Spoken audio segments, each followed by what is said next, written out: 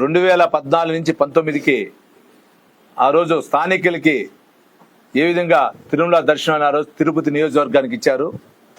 దాని తర్వాత 2019 నుంచి 23 ఎన్నింగ్ వరకు కూడా స్థానికులకు దర్శనం ఇవ్వలేనిది వైసీపీ ప్రభుత్వం. ఆ రోజున్న స్థానిక ఎమ్మెల్యేలు ఇట్లా తిరుపతి కానీ చంద్ర నియోజకవర్గం కానీ పక్కన ఉన్నటువంటి నియోజకవర్గాలు కూడా.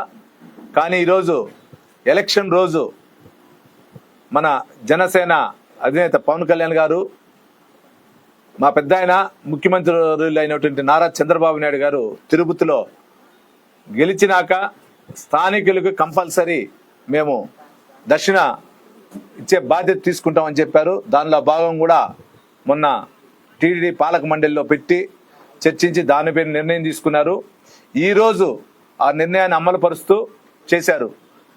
దీనిలో భాగంగా ఆనాడు పాలించినటువంటి శ్రీకృష్ణదేవరాయలు ఆయన తిరుమల కొండపైన నైవేద్యం పెట్టిన తర్వాత గంట మోగితేనే కోటలో భోజనం చేసేవాడని ఒక ఇది ఉంది, వినికిడి.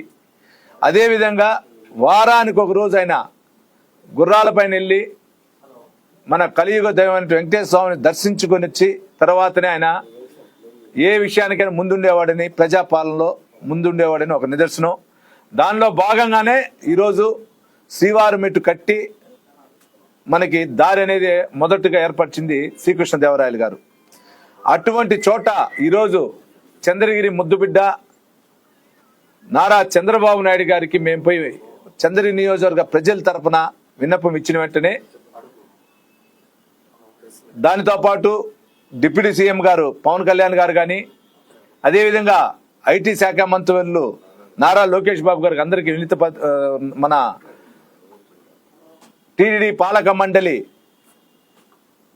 అధ్యక్షులైనటువంటి చైర్మన్ అయినటువంటి బిఎన్ నాయుడు గారని గారికి, అదేవిధంగా ఈఓ గారికి, జేఈఓ గారికి, వీళ్ళకి అందరికీ వినతి పత్రం ఇచ్చాం.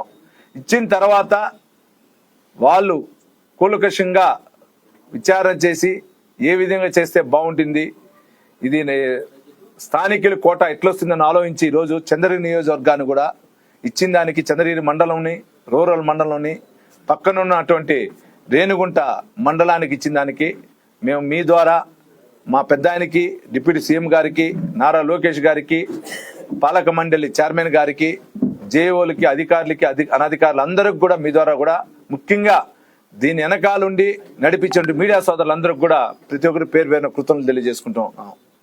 ఎందుకంటే ఎలక్షన్ తర్వాత మీకు తెలుసు అందరూ మర్చిపోతారు, కానీ మా తెలుగుదేశం ప్రభుత్వంలో ఎన్డీఏ కూటమిలో మేము ఇచ్చిన హామీలు ఏది కానీ వదలకుండా ముందుకెళ్తున్నాం. చంద్రగిరి నియోజకవర్గంలో గతంలో పాలించిన పాలకుడు 2 సార్లు లడ్డూలు తెచ్చి, తిరుమల ఒక పవిత్రమైనటువంటి లడ్డూలు తెచ్చి ఆయన ఎలక్షన్ జరిపించుకున్నాడు. కానీ చంద్రగిరి ప్రజల యొక్క మనోభావాలని ఏ రోజు గౌరవించలా. చంద్రగిరి ప్రజల యొక్క బానిసలుగా చూసుకున్నాడు, కానీ చంద్రగిరి ప్రజల యొక్క అవసరాలను ఏ రోజు చూడలా. కానీ గెలిచిన తర్వాత మా యొక్క ఎన్డీఏ కూటమి నాయకులు అందరూ ఏకాభిప్రాయంతో ప్రజల యొక్క ఆదరణతో ఈరోజు ఇచ్చిన దానికి మేము ఎప్పుడు కూడా ఈ పాలక మండలికి కానీ మా ఎన్డీఏ కూటమి నాయకులందరూ కూడా రుణపడి ఉంటాం. ఒకటే మీ ద్వారా తెలియజేసుకుంటున్నా, గతంలో చంద్రగిరి నియోజకవర్గంలో ఇప్పుడు ఈరోజు ఇచ్చిన 2 మండలాలు కానీ ఉండొచ్చు, లేదా అర్బన్ నియోజకవర్గం ఉండొచ్చు, ఎవరైనా ఉండొచ్చు, ఎమ్మెల్యే దగ్గరికి వెళ్ళి సిఫార్సు లెటర్ కోసం కాసుకోండేవాళ్ళు.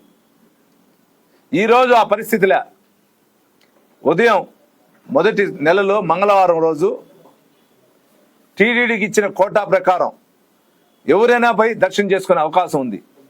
అంటే ఇది ప్రజల ప్రభుత్వం, మంచి ప్రభుత్వం అనే దానికి ఇది ఒక నిదర్శనాన్ని కూడా మీ ద్వారా తెలియజేసుకుంటున్నా.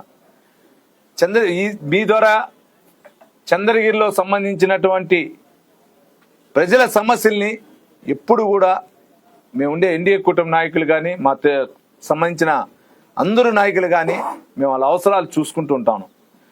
మొన్న పెద్ద ఆయన గారు మొన్న చంద్రగిరికి వచ్చినప్పుడు నారావారిపల్లిలో కూడా చంద్రగిరి నియోజకవర్గానికి సంబంధించి గతంలో నేను ఇచ్చిన వినతి పత్రాలన్నింటిపైన కూడా అధికారులను పిలిపించి ఏ విధంగా చంద్రగిరి నియోజకవర్గాన్ని అభివృద్ధి చేయాలి, ఏ విధంగా పక్కనున్న తిరుపతి నియోజకవర్గం కానీ పక్కనున్న కాళహస్తి నియోజకవర్గం కానీ అనుసంధానం చేస్తూ జిల్లాలో ఐటీ రంగాన్ని కానీ ఎలక్ట్రానిక్ హబ్ను కానీ చిన్న చిన్న పరిశ్రమలు కానీ ఎంఈఓలు రైతులు ఏ విధంగా డెవలప్ అవ్వాలని కూడా ఆయన మాట్లాడడం జరిగింది. దీనిలో భాగంగా కొన్ని కూడా చర్చించి నిర్ణయాలు తీసుకున్నా అవి కూడా తొందరలో మీ దృష్టికి తీసుకుని వస్తా అని తెలియజేసుకుంటున్నా.